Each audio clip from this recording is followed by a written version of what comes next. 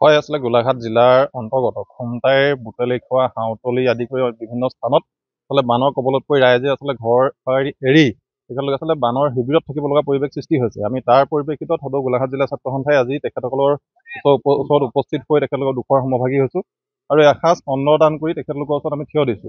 আৰু তাৰ লগে লগে এটা কথা প্ৰশাসনক দাবী জনাব বিচাৰিছো যে বানাক্ৰান্ত ৰাইজৰ অভাৱ অভিযোগসমূহ গুৰুত্ব সহকাৰে লৈ তেখেতলোকৰ সমূহ প্ৰয়োজনীয় পদক্ষেপ অতি শীঘ্ৰে গ্ৰহণ কৰিবলৈ আমি ছাত্ৰ সন্থাই দাবী জনাইছো। হয়, নিশ্চিতভাৱে এইসমূহ অভাৱ অভিযোগ ৰাইজে আমাক কৈছে।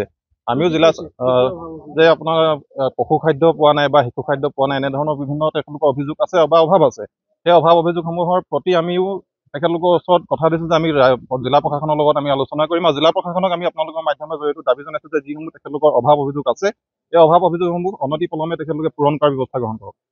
আজি আমি হাউতলি বুটলিখোৱা আদি কৰি বিভিন্ন স্থানত ৰাতি অন্নভাগ তেখেতলোকক প্ৰদান কৰিছো। হয়, নিশ্চয়কৈ অতিকে দুখ লগা বিষয়।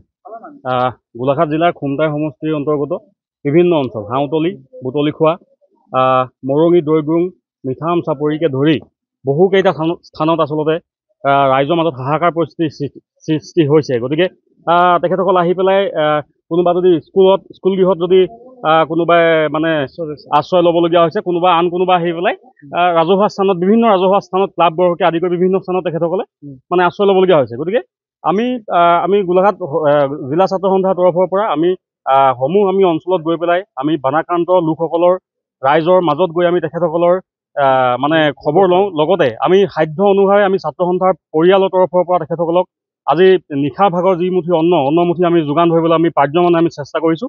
গতিকে আমি জিলা প্ৰশাসনক আমি দাবী জনাম যে বানাক্ৰান্তসকলে আচলতে যিসমূহ সহায় মানে সা সুবিধা তেখেতসকলে পাব লাগে সেইসমূহ অনতি পলমে তেখেতসকলে পৰ্যবেক্ষণ কৰি পেলাই সাহায্য দিয়াৰ ব্যৱস্থা কৰক। আৰু চৰকাৰকো আমি দাবী জনাম যে প্ৰত্যেক বছৰে আমাৰ এই জনসাধাৰণে যি জীয়াতু ভুগিব লগা হয়, এই আচলতে বানপানী কেনেদৰে তেখেতসকলে ৰোধ কৰি এই সমস্যাসমূহ অনাগত দিনত সমাধান কৰিব পাৰিব তাৰ ওপৰত গুৰুত্ব দিবলৈ ইতিমধ্যে আমি আজি দিনৰ পৰা প্ৰায় 4 শতাধিক লোকক আমি ইতিমধ্যে আমি অন্নমুঠি যোগান ধৰাৰ আমি প্ৰয়াস কৰিছোঁ। গতিকে চাওঁ আমি অনাগত দিনতো চাওঁ যে আমি ছাত্ৰ সন্থাৰ পৰিয়ালৰ তৰফৰ পৰা কিদৰে আমি ৰাইজৰ কাষত থিয় হ'ব পাৰোঁ, কিদৰে তেখেতসকল উপকৃত হ'ব পৰাকৈ আমি সহায় সহযোগিতা আমি পাৰ্যমানে আগবঢ়াই যাম। যিকোনো খবৰৰ বাবে যোগাযোগ কৰক 7099017330 লগতে 7099017110 নম্বৰত।